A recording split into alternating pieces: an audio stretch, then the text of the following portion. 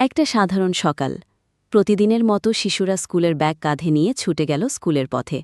কারো মুখে হালকা হাসি, কারো চোখে একটু ঘুম। ক্লাসরুম ভরে উঠল কচিকাঁচা কোলাহলে।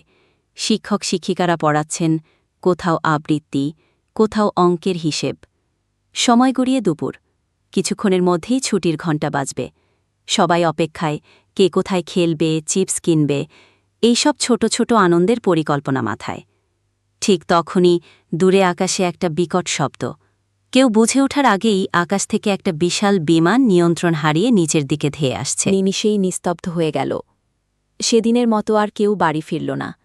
স্কুলের গেট, দোয়েল পাখির মতো দুলতে থাকা ঘণ্টা, সব স্থির।